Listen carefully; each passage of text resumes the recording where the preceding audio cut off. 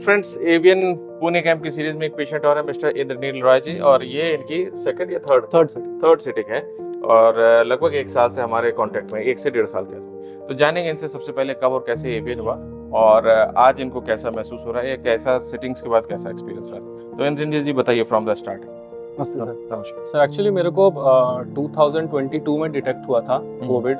तो actually starting में तो पता नहीं चला बिल्कुल, बस रोज ऐसा लेफ्ट साइड में पेन होने लगा। तो सर जब मैंने बहुत बार मैंने डॉक्टर को दिखाया, तो सर पहले 1-2 महीने तो कुछ भी पता नहीं चला, बस ऐसे मेडिसिन देते थे। तो फिर जैसे मतलब पेन कम ही नहीं हो रहा था, तो फिर उन्होंने डॉक्टर ने सजेस्ट किया कि MRI लेने। तो MRI लिया तो सर पता चला कि लेफ्ट साइड मेरा 3rd स्टेज है और राइट साइड 2nd स्टेज है। ठीक है।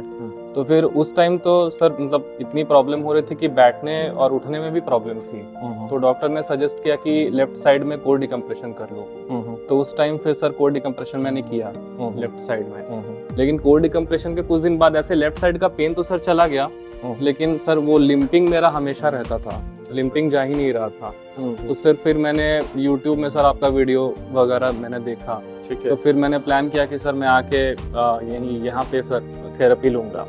तो सर फर्स्ट सिटिंग मैंने ली यहाँ पे 2023 में। तो उसके बाद सर लिम्पिंग तो मेरा मतलब मैं जैसे ही घर गया विदिन 2 to 3 वीक्स मेरे को डिफरेंस पता चला कि लिम्पिंग मेरा बिल्कुल चला गया। और वैसे जो मतलब एक पैर में जो अकड़न रहती थी सुबह उठ के या रात में सोने के टाइम पैर में अकड़न रहती थी, तो वो भी सर धीरे धीरे जाने लगा, क्योंकि आप जो एक्सरसाइज बताते थे तो वो मैं टोटल वो एक्सरसाइज करता था रोज। तो एक्सरसाइज करके मेरा पूरा लिम्पिंग और अकड़न पूरा चला गया। तो अभी 2nd सिटिंग और 3rd सिटिंग में सर बहुत ज्यादा आराम मिला। अभी तो सब मतलब जैसे पहले होता था कि जैसे उठता था चेयर से या बेड से तो थोड़ी देर तक पैर में अकड़न रहती थी, लिम्प करता था, फिर अच्छा चलता था। लेकिन अभी तो वो भी प्रॉब्लम ठीक हो गई है, मतलब डायरेक्ट बेड से या चेयर से उठ के मैं स्ट्रेट चल सकता हूँ सर। अच्छा, ये मेजर प्रॉब्लम होता है बहुत सारे एवियन पेशेंट्स का कि एकदम से चल के नहीं उठ सकते, और खासतौर से लॉन्ग ड्यूरेशन तक बैठ गए तो उसके बाद चलने में काफी दिक्कत होता है। 1-2 सेकंड लगता है एडजस्टमेंट के बाद, फिर उसके बाद चल पाता है।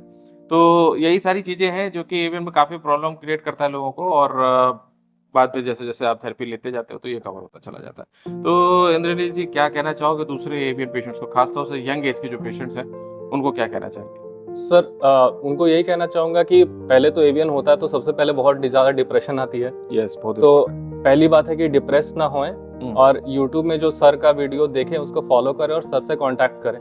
और सर जो बोलते हैं वो प्रिकॉशन मैंने भी ली है और वो प्रिकॉशन बहुत इंपॉर्टेंट है।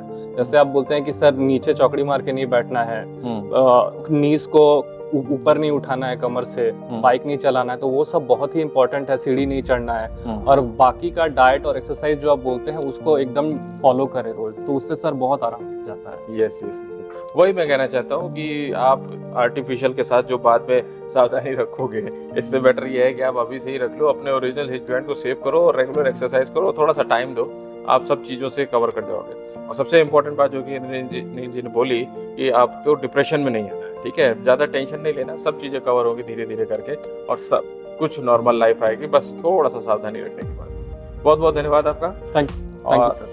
Thank you. और आप सभी लोग हमारे चैनल को जरूर लाइक कीजिए, शेयर कीजिए, सब्सक्राइब कीजिए।